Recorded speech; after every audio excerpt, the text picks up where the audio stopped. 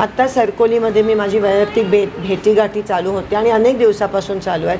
गावबंदी आहे आणि त्याचा मी रिस्पेक्ट करते, पण काही लोक आंदोलकांच्या नावाने, ते आंदोलक नाही आहेत आणि मराठा आंदोलन मला समर्थन आहे, पण भाजपची लोक आंदोलकाचं नाव पुढे घेऊन येत आहेत आणि त्यांनी आता माझ्या गाडीवर आणि माझ्यावर हल्ला करण्याचा प्रयत्न केला. ते BJPचेच होते आणि त्यांनी माझ्या गाडीला फोडण्याचा प्रयत्न केला. मी संयमाने गाडीत बसली, मी काही बोलली नाही, माझी काच वर होती, त्यांना मी ते करू दिलं. मग ते लिमिटच्या बाहेर गेलं आणि मग मी उतरली आणि त्यांना ओरडली आणि सांगितलं माझ्या गाडीला हात नका लावू. पण ते ऐकण्याच्या मनस्थितीत नव्हते आणि एका महिला आमदाराच्या अंगावर येण्याचा त्या ठिकाणी प्रयत्न केला, माझ्या गाडीची तोडफोड केली.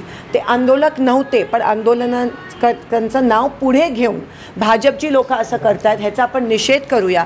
आणि मला असं वाटतं की जरांगे पाटीलजींनी पण नोंद करावी, कारण का भाजप कसा ह्या गोष्टीचा फायदा करून आमच्यावर, महिला काँग्रेसच्या आमदारांवर हल्ला करण्याचा प्रयत्न करतात. ते खरं तर शिवरायांची शिकवण आहे की महिलांच्या बाबतीतलं आपण जाणतो, कल्याणच्या सुभेदारांची सून असेल किंवा काय आव्हान असेल मराठा समाजाला या माध्यमात. पण हे नव्हतेच, आंदोलक नव्हते, भाजपचे होते, पण त्यांनी नाव त्यांचं वापरत होते. आणि कुठेतरी आपलं जे आंदोलन चाललं आहे, संघर्ष चालला आहे, जो व्यवस्थित चालला आहे जरांगे पाटलांच्या नेतृत्वामध्ये, त्यांना हे गालबोट लावायचा BJP प्रयत्न करत आहे आणि त्या गोष्टीचा मी निषेध करते.